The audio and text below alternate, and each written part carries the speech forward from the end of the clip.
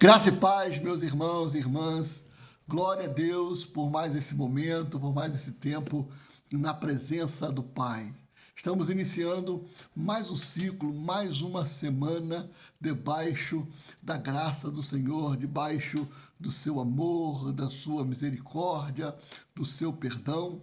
E hoje eu estou aqui para compartilhar uma palavra com você, palavra breve, mas uma palavra que possa impulsioná-lo e possa encorajá-lo a ser alguém importante para o avanço do reino de Deus, para a propagação do Evangelho.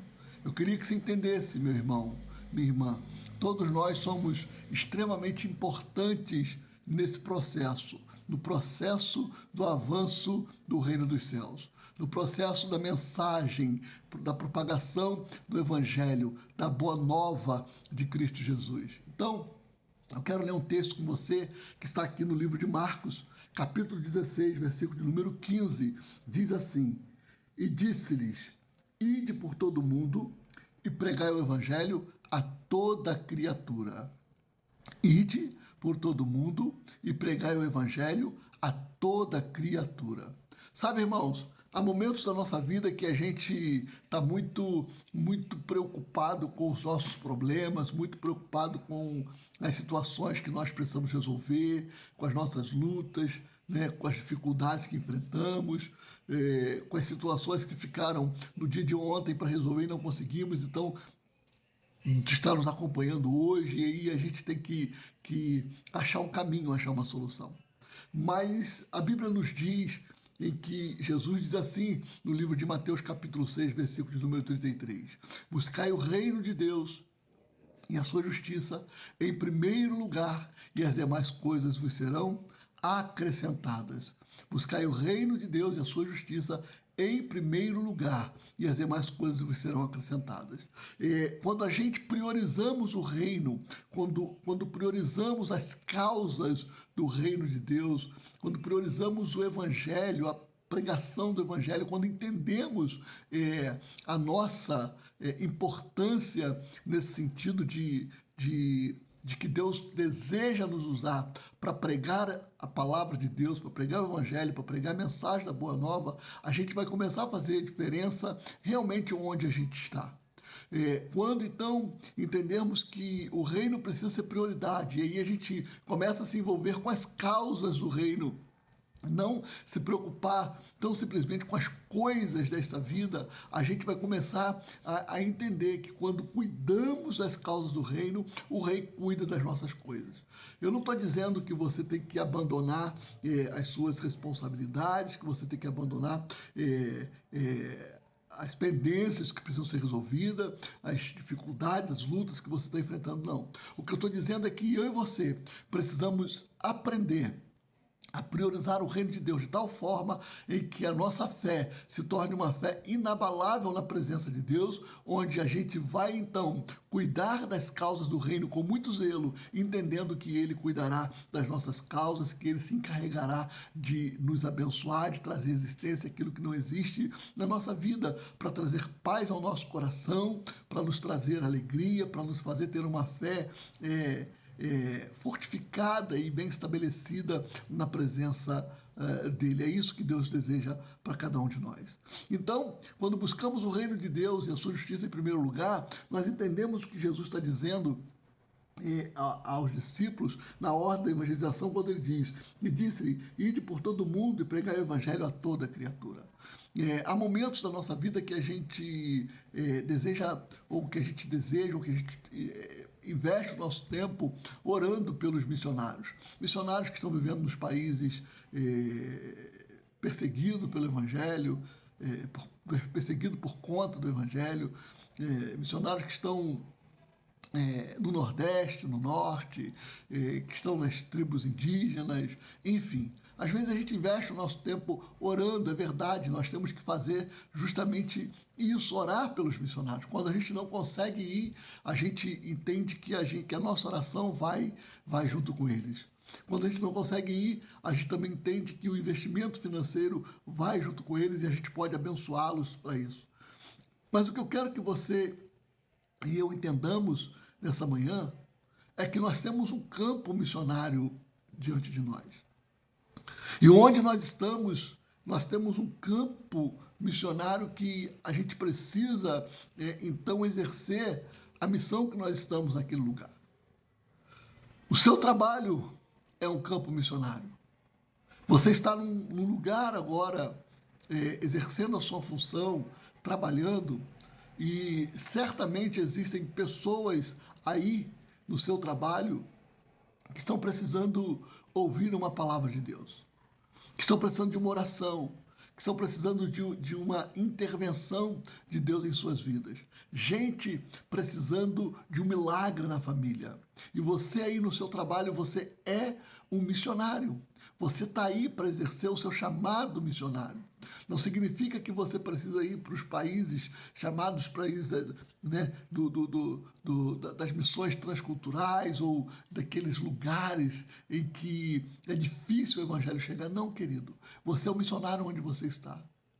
Sabe quando você está no futebol e lá naquele momento de confraternização no futebol, onde a maioria das pessoas talvez não sejam evangélicas ou que alguns ali já tiveram o contato com o evangelho um dia e hoje, por algum motivo, estão distantes do evangelho, e você está ali para quê? Você está ali para cumprir um propósito, você está ali para cumprir uma missão, um chamado, você está ali para propagar o evangelho da Boa Nova, para pregar o amor de Jesus. Ainda que você não precise, ainda que você não diga nada, mas que a sua vida diga, o seu comportamento diga, as suas atitudes digam. Você está entendendo? A rua que você mora é um campo missionário. Você precisa entender que todas as vezes que você passa na sua rua, existem pessoas que estão te olhando, existem pessoas que estão te observando, e ali você está para exercer um chamado, ali você está para exercer uma missão. Ali, na rua onde você mora, você precisa entender que você está ali para cumprir um propósito de Deus, que é propagar o evangelho da Boa Nova, que é fazer com que o reino de Deus se estenda através da sua vida. Então entenda, irmãos, nós começamos uma semana, renovamos um ciclo na nossa vida para aproveitar as oportunidades que Deus tem nos confiado, que é de pregar a Boa Nova do evangelho, que é de propagar o evangelho, que é falar do amor de Cristo, que é falar da sua morte e ressurreição, que é falar que Jesus Cristo é o único caminho, a verdade e a vida, que é falar que Jesus Cristo é aquele que reconcilia um homem para com Deus, quer falar que Jesus Cristo foi aquele que morreu e ressuscitou ao terceiro dia, quer falar que Jesus Cristo é aquele que nos aponta e que nos deseja levar com ele para a eternidade. Então, irmãos, nós precisamos entender que existe um missionário dentro de cada um de nós. Dentro de cada um de nós existe alguém que tem a chama da missão acesa. E essa chama da missão acesa é para que você possa exercer esse chamado, cumprir essa missão, onde quer que você esteja. Seja na fila do banco, seja dentro de um ônibus, seja no Uber, onde quer que você esteja, você terá oportunidades para exercer a missão que Deus entregou, confiou, colocou em suas mãos. Então a minha palavra para nós, nesta manhã, é no sentido de que a gente possa despertar para a missão que Deus tem para cada um de nós. Não importa onde estejamos, o que importa é que a gente esteja alinhado aos céus e entenda que as oportunidades surgirão para que possamos propagar o evangelho onde quer que estejamos. Seja onde quer que você esteja, você precisa ser luz do mundo e sal da terra.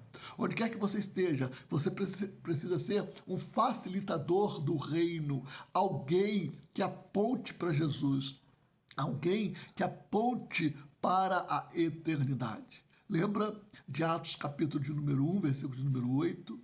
Quando Jesus disse que o Espírito do Senhor seria sobre nós e que nós seríamos testemunhas em Jerusalém, Samaria, Judéia e confins da terra.